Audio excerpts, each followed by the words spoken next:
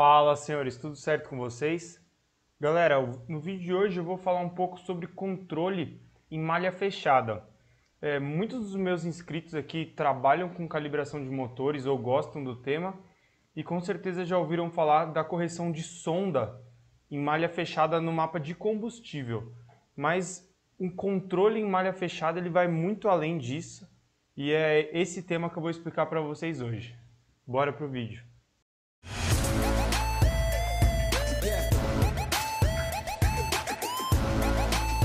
Bom, pessoal, para quem está me conhecendo agora, eu sou Gustavo Gomes, eu sou engenheiro mecânico e foi justamente na faculdade de engenharia que eu estudei controle.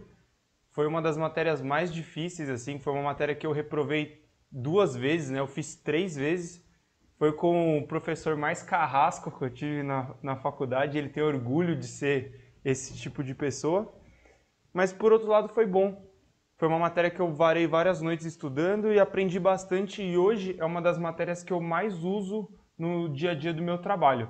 Tá? Os meus amigos engenheiros, a maioria deles não usa nada de controle no trabalho que eles estão hoje em dia, mas eu dei a sorte ou o azar aí de continuar com esse tema de controle. Então, pessoal, quem entende de controle de verdade, quem estuda isso? O engenheiro mecânico, o engenheiro elétrico, mas quem é o especialista em controle de sistemas mecânicos e é justamente o engenheiro de controle e automação ou o engenheiro mecatrônico, que ele faz controle 1, igual eu fiz, e só que depois ele continua estudando controle, ele faz a matéria de controle 2, tá? Então, só para dar uma ideia para vocês de que esse é um tema bem complexo, é um semestre de uma faculdade de engenharia, não é uma coisa muito simples para eu explicar num vídeo de 15 minutos. Então, eu dividi esse tema em algumas partes, né? Hoje eu vou falar só sobre o que é um controle em malha aberta e o que é um controle em malha fechada para vocês entenderem as diferenças. Eu vou fazer um próximo vídeo, que eu já até anotei aqui, que vai ser um vídeo falando sobre o controlador PID, que é o tipo mais comum de controlador que controla o sistema em malha fechada, né? Eu vou primeiro explicar aqui hoje o que é uma malha fechada e no próximo vídeo eu vou falar sobre esse controlador PID, tá bom? Então já se inscreve, deixa o like aqui para você acompanhar os próximos vídeos. Vamos lá, senhores. Como eu disse, muita gente conhece o controle em malha fechada de sonda, alguns chamam de malha fechada, como se fosse o único que existe, né? Mas num carro existem 1000 controles em malha fechada. A gente está rodeado, né, em todo lugar por controles em malha fechada. Aqui na minha casa, o controlador de temperatura do chuveiro, que é aqueles a gás, é um controle em malha fechada. Eu coloco lá a temperatura e ele escolhe o tamanho da chama para que a água chegue no chuveiro nessa temperatura. A geladeira da minha casa tem um controlador em malha fechada. O ar-condicionado tem um controlador em malha fechada. No carro, isso atua na marcha lenta, na borboleta, na posição dos comandos, no ar-condicionado do carro também, atua em um monte de coisa, galera.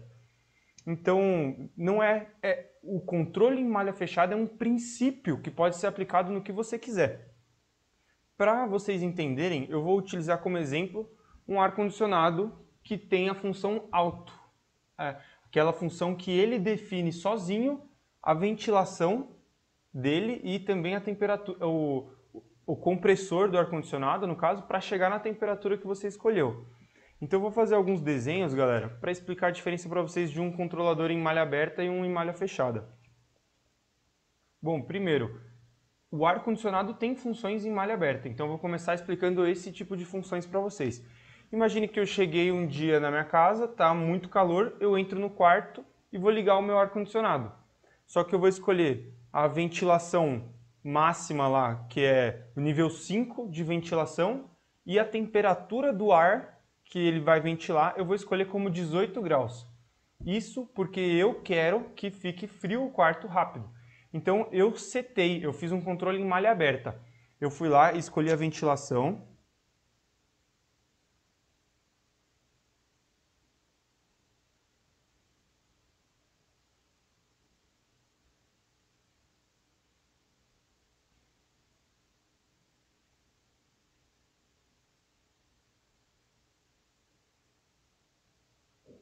Então, ó, eu fiz um desenho bem simples aqui, vou tirar uma foto para vocês. Mas só para supor que eu tenho dois controles. Um é da velocidade do ar, que é a ventilação, e o outro é a temperatura do ar. E eu controlei esses dois de forma a ficar assim, ó. Coloquei a velocidade no 5 e a temperatura no 18. O que vai acontecer? O quarto vai ficar ventilando, eu fiz outra coisa, quando eu chegar no quarto, o quarto vai estar gelado, certo? Mas vamos supor que o quarto, depois de 1 hora, chegou em 20 graus. Esse foi um controle em malha aberta, que eu decidi a ventilação e tudo mais. Agora, se eu tivesse um ar-condicionado com a função alto, que é justamente uma função em malha fechada, como é que funcionaria isso? Eu digo para ela que eu quero que o quarto fique em 20 graus e o controlador vai tomar as decisões de quanto que ele vai pôr na ventilação e quanto que ele vai pôr na temperatura, para chegar no resultado que eu pedi.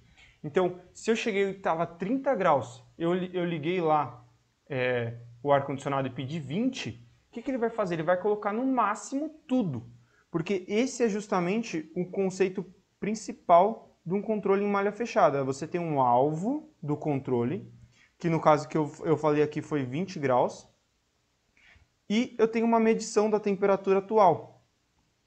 Então, para eu chegar aqui nos 20 graus, ele vai tomar a decisão dependendo da distância, entendeu? Porque se eu tiver com a temperatura ambiente em 22 graus e eu quiser 20 no quarto, ele vai ligar o ar-condicionado numa ventilação de boa. Agora, se eu tiver com 30 graus e quiser 20, ele vai ligar no máximo aquele ar-condicionado a todo vapor para realmente já refrigerar rápido o quarto, entendeu? Então, isso é um controle em malha fechada. Você vem e seta as coisas e pronto. E do mesmo jeito que eu setei aqui, pode ser que se eu demorar 2 horas para chegar no quarto, o quarto já vai estar muito frio. E aconteceu, porque eu setei daquele jeito. Se as condições mudarem ali, o dia estava 30 graus e choveu do nada. O dia ficou com 24 graus e eu deixei o ar no 18 na velocidade máxima, eu vou entrar nesse quarto e vai estar um frio do caramba. Então, um controle em malha aberta, ele não está sujeito a mudanças. Você vem e você programa as coisas de uma certa forma. Se nesse meio tempo mudar, alguém vir, abrir uma janela do quarto, chover, acontecer qualquer coisa, o quarto não vai ficar daquela maneira que você esperava que ficasse quando você fez a programação. Agora, se tiver um controle em malha fechada, o controlador vai chegar naquele resultado independente. Se chover lá fora, se ficar mais frio, calor, entendeu? Ele vai controlar para chegar no que você quer. Pessoal, esse tipo de controle que eu falei para vocês agora é justamente um controlador que trabalha com PID. Então, o PID ele depende do erro do seu sistema, tá? Então, se você está muito quente no quarto, você quer descer muito a temperatura, ele vai trabalhar de uma forma diferente. Mas existem outros tipos de controle em malha fechada. Por exemplo, se eu tivesse só como controlar um on e um off do meu ar-condicionado. Então, você imagina, tá 30 graus, eu ligo o ar-condicionado. Quando ele chegar em 20, que é o que eu queria, eu desligo. Quando ele chegar em 22, eu ligo de novo e desligo. E vou ficar ligando e desligando o meu ar-condicionado. Tem algumas geladeiras mais antigas que são assim. Você escuta o compressor liga e desliga, liga e desliga. E quando ele está perto do alvo de controle dele, ele fica ligando e desligando o tempo todo. É um sistema de controle em malha fechada, só que não é o mais eficiente, né? O mais eficiente é você poder variar a ventilação do sistema e a potência que está sendo despejada no compressor, no caso do ar-condicionado, para que você diminua o erro de uma forma inteligente. E quando você chegar no seu alvo, você fique trabalhando em torno do seu alvo. E não fica assim, desliga, liga, desliga. Isso causa um erro muito grande. Eu vou tentar desenhar aqui uma representação desse sistema para vocês entenderem. Galera, então essa primeira curva é justamente um controlador PID de um ar-condicionado bem calibrado. Dá uma olhada. Eu quero 20 graus no quarto. Quando eu liguei, o quarto estava a 30, então ele mandou toda a potência do sistema. Quando estava chegando perto de 20, ele já começa a aliviar a potência do sistema, tá vendo? E aí, quando passa um pouquinho para baixo de 20, ele desliga o ar-condicionado, depois liga de novo, e fica um controle bem estável, bem calibrado em torno de 20 graus. Esse aqui é um PID bem calibrado. Agora eu vou desenhar para vocês como se fosse um controlador PID igual, só que mal calibrado. Imagina que uma pessoa comprou um ar-condicionado de um frigorífico gigantesco, uma brutalidade, e colocou num quarto pequeno. E aí, eu estou falando esse exemplo porque eu já vi uma famosa uma vez que falou que gostava de dormir com o quarto a 10 graus e ela comprou um ar-condicionado de frigorífico para colocar no quarto.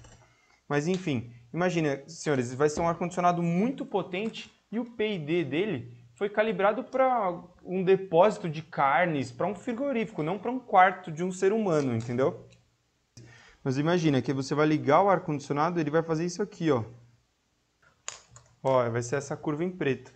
E aí, senhores, por que vai acontecer isso? Porque esse ar-condicionado ele é muito grande, ele é muito forte. Então, e outra, o PID dele foi calibrado para uma sala muito grande. O que vai acontecer? Quando eu ligar o ar no mínimo, já vai descer a temperatura abaixo do que você queria, desses 20 graus. Aí o quarto vai esquentar, aí você vai ligar de novo, vai descer abaixo de novo. Você não vai conseguir controlar de maneira eficiente a temperatura nesse quarto com um ar-condicionado frigorífico com um PID calibrado para um depósito de carnes, não para um quarto, entendeu? E vou desenhar aqui um outro caso para vocês, que é aquele caso do liga-desliga, que eu tinha comentado. Ó, vamos supor que eu liguei aqui numa condição, quando ele passar aqui para baixo eu vou desligar. Aí o sistema vai recuperar a temperatura assim. Ó, essa curva em vermelho é do sistema on-off. Percebe que ele faz um controle legal da temperatura, mas esse controlador PID, o azul, bem calibrado, faz um controle muito melhor. Se for um sistema on-off, capaz de se acordar no meio da noite com calor, aí daqui a pouco você dorme, aí acorda com frio de novo, porque ele varia muito a temperatura. Não é um controle tão preciso, tão eficiente. Senhores, agora que eu já dei um exemplo para vocês do dia a dia, vamos voltar para o caso dos carros, que é o que o pessoal quer saber. Então vamos supor que a sua injeção faz um controle em malha fechada de combustível. Já expliquei que também não é tudo igual. Você pode estar fazendo um controle em malha fechada de um motor V8 8.0 ou você pode estar fazendo um controle de um motor 3 cilindros 1.0. Óbvio que o PID, que eu vou explicar para vocês no próximo vídeo, mas só para dar uma ideia, o PID, galera, é o tipo do controlador. É um controlador proporcional, integral e derivativo. Essa é uma matéria que você já tem que ter feito cálculo 1, cálculo 2, cálculo 3, cálculo numérico, para você chegar em controle, é no final do curso, né? Então, é uma matéria que você precisa saber vários fundamentos de cálculo, precisa saber transformada de Laplace, um monte de coisa, mas o que basicamente esses controladores eles vão fazer? Eles vão fazer funcionar. Aí que tem lá opções avançadas do controle em malha fechada, você pode clicar nessa opções avançadas, você vai ver que tem lá um ganho proporcional, que é o controlador P, um ganho derivativo, que é o controlador D, e o ganho integral, que é o controlador I. Com esses ganhos, você tem que mexer justamente no PID para fazer o seu controle de malha fechada funcionar legal num V8 e funcionar legal num 3 cilindros 1.0 também. Então vou dar um exemplo aqui para vocês. Vamos supor que você está com um motor 2.0, 4 cilindros, travado num dinamômetro e o motor está travado em 2000 RPM. E você veio e programou que em 2000 RPM, nessa condição, você vai injetar 4 milissegundos no seu bico. Já falei aqui num outro vídeo sobre eficiência volumétrica, se você não viu, clica aqui. Mas você está programando uma coisa em milissegundos e você não quer controlar os milissegundos, você quer controlar o lambda. Então, você programou 4 milissegundos. E o lambda, se for controle em malha aberta, você programou 4 milissegundos e deu aqui de resultado 0,98. Você queria 1, mas deu 0,98. Se for um controle em malha aberta, vai ficar 0,98 e pronto. Ninguém vai arrumar isso para você. Entendeu? E pode ser que deu 0,98 com essas condições de pressão de combustível, com esse combustível que está no tanque. Se você mudar para um outro posto de gasolina, colocar a mesma gasolina que você estava usando, era gasolina comum, você abasteceu gasolina comum em outro posto, talvez esse 0,98 que tinha aqui já vai virar 0,97. E o que você queria não é 4 milissegundos, mas é isso que você controlou. que acontece, galera? Desse 0,97 para o 1, é justamente o controlador PID que vai trazer. Então, o que ele vai fazer? Ele vai pensar, ó, 0,97 está abaixo do que eu queria. Então, eu tenho que tirar tempo de injeção. Ele vai vir aqui, desses 4 milissegundos, e vai colocar 3,9. E aí vai começar a subir o seu lambda, certo? Estava 0,98, já foi para 0,99. Aí ele vê que dá para diminuir mais um pouco, coloca 3,8 milissegundos, e aí chega em 1. Certo? Isso é um controle em PID, malha fechada de combustível, controlando o lambda, que é exatamente o que você quer controlar. E aí, mais uma vez, galera, se esse PID estiver mal calibrado, ao invés do seu sistema chegar em 1 e parar e ficar bonitinho, ele vai ficar oscilando em torno do ponto 1, mais ou menos, dependendo do quão errado está essa calibração do PID.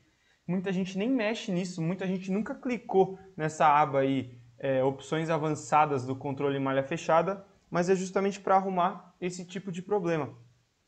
E isso é ótimo, galera, porque, como eu falei para vocês, o sistema em malha aberta, você calibrou hoje para esse posto, esse MAP, esse RPM hoje dá certo. Mas amanhã pode ser que mudou alguma coisa no combustível, pifou a bomba de combustível do dono do carro, ele foi lá e trocou por uma de outra marca.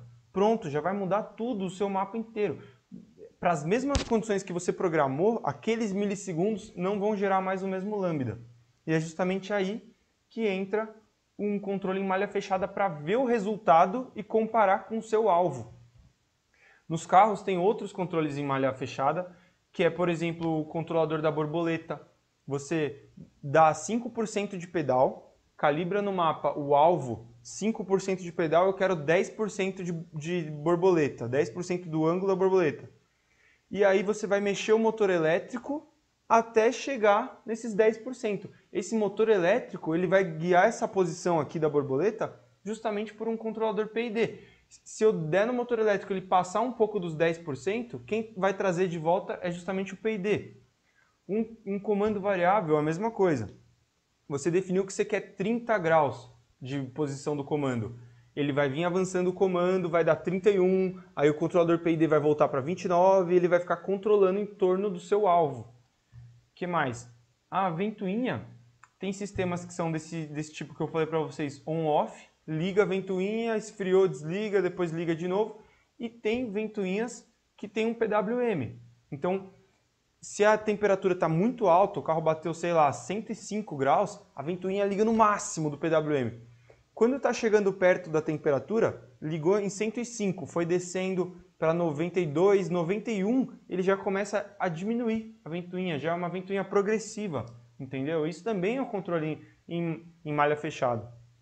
Outros controles em malha fechada, lenta, você pode controlar a marcha lenta do seu carro por malha fechada. Você define um alvo, eu quero 1000 RPM, aí o controlador ele vai ter alguma coisa que ele controla. Pode ser o ponto de ignição, então ele vai dar mais ponto para tentar acelerar seu motor. Se passar dos 1000 RPM, ele vai tirar ponto para descer e o motor vai ficar oscilando em torno de 1000 RPM. Mais uma vez, se tiver mal calibrado, o motor fica acelerando e desacelerando.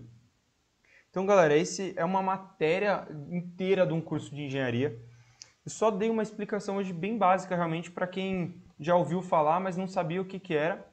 Espero que vocês tenham entendido, espero que eu não tenha sido muito técnico ou muito específico. Se tiverem dúvidas, pode deixar nos comentários. E não esquece de deixar um like aqui nesse vídeo, que me ajuda muito a continuar gravando para vocês. Fechou, senhores? Se inscrevam no canal e até a próxima.